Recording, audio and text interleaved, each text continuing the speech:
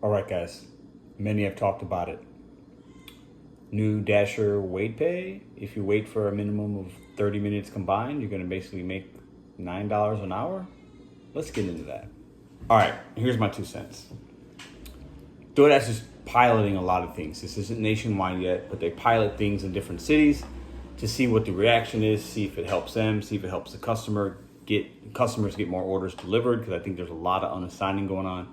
I think there's a lot of people that aren't going to certain places because they know historically it's going to be long wait times. Let's dive into it. Okay, so I'm going to give you two scenarios on this situation, okay? So DoorDash is telling us they're going to pay $9 and some cents to wait per hour, but that's prorated. Let's break it down. You accept a McDonald's order. It's 9 p.m. at night in your market, okay? Long line. You get there, you've been there for 10 minutes already. After you've been there for 10 minutes, basically the clock starts for you to make $3 and like 13 cents, okay? So you get there, you wait 10 minutes, another 20 minutes has to go by, then they're gonna add that $3 and some change to whatever that order is. So if the order's $8, you're gonna wind up making $11. Not bad, right? And in that scenario, if you're somebody that's there and you don't mind waiting, and especially at nighttime, we know Dashers are gonna wait in Taco Bell, McDonald's, Wingstop, Wendy's, Popeyes. Those lines, especially after 9 p.m., are notoriously long. So that extra $3 for you, for that Dasher, especially working at night, if you're somebody that waits that long, it's good news. I don't think that's the majority of people, though. All right, so under this scenario, most of us aren't going to wait 30 minutes, right? We're kind of devaluing ourselves, in my opinion. So if it's a really big order and you're going to stay for 30 minutes, it's $20 or something like that, and you're going to do it already, not a bad, that makes sense because you're already making a good $1 per hour amount. But if it's Taco Bell and it's $6, $7, $8, waiting at that merchant for that 30 minutes total and then getting the extra $3 on top of what you're going to make, I get it, isn't great. You got to know your market though. Be willing to unassign. Hit that question mark at the top. Can't do this order. Select the order, tell them why, and move on. If you think in your market you can get a better order and make that money in 15 minutes and then beyond to that second or third order, that's what you got to do, okay? Sitting around is really bad for gig economy workers. When you're sitting in a line, you're not making enough money if the wait is that long. That's my opinion. So let's get into why I think DoorDash is doing it. Now, I don't blame them. I think there's a lot of orders not getting delivered because people don't want to wait. So they want to they want to make it worth their while to not unassign the order. I think a lot of customers are complaining because the order took too long. When you order food from DoorDash, it might say it's taking 45 minutes and it gets there in an hour and a half. They call DoorDash gives them a food credit, or they call the merchant gives them the credit, and the merchant complains to DoorDash. Who knows how that works, right? I've never complained about that kind of order. But they have to do something. They can't just continue to lose customers, maybe upset merchants, upset Dashers. But it's a little misleading, $9 an hour. As a new Dasher, you might say, ooh, okay, I'm gonna wait and they're gonna give me $9 for waiting. If it's an hour or less. Who knows? The reality of it is you got to wait 30 minutes to get $3. It's not great. It's not great at all because the time doesn't start until after you've been there 10 minutes. So the way they're calculating it, it's 20 minutes for 3, and then you times that by 20 minutes increments 3 times an hour. That's where they get the $9. Super tricky math from DoorDash.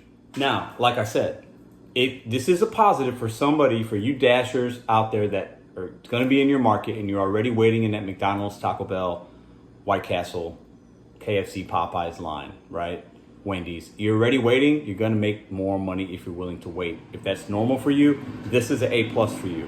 You're going to make an extra maybe $6 an hour if you do 2 orders like that, right? It is what it is, right? For most of us, I would challenge to say this is bad.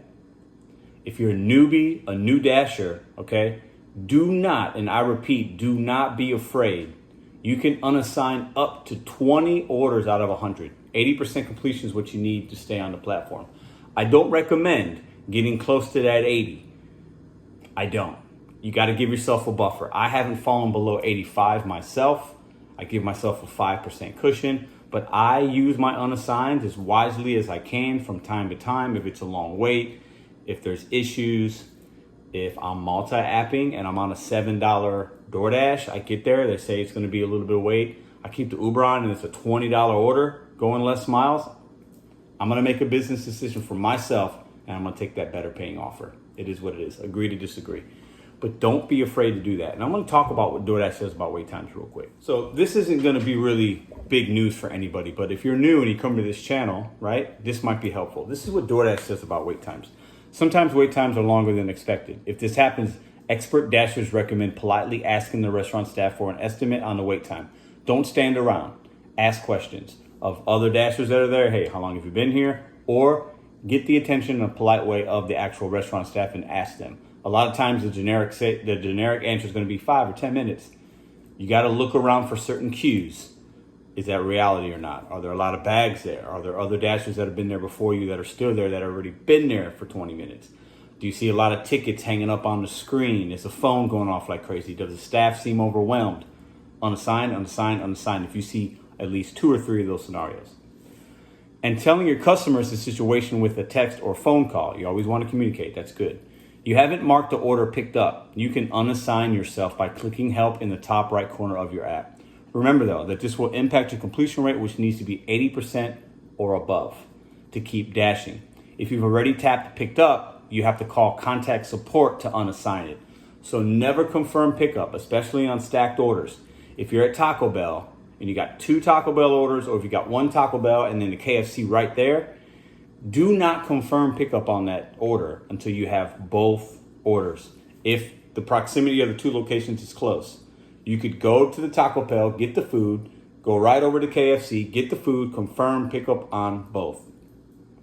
All right, guys, that's just my quick 2 cents. Nugs, Mushimu, UDM, I think Tanner, and a few other people have talked about this. Hannibal's Hungry talked about it yesterday. Check out their channels for their opinion on it. The good thing about YouTube is you can watch many different people and see what opinion or information resonates with you within your market and your game plan and how you want to run your business. Listen, that's my 2 cents. I don't think it's overall, it's not a bad thing, but there's 2 different scenarios that could be good for this dasher and it could be really detrimental in your earnings for another person. Listen, bet on you, Seckles, one day at a time. I'll see you guys on the next one.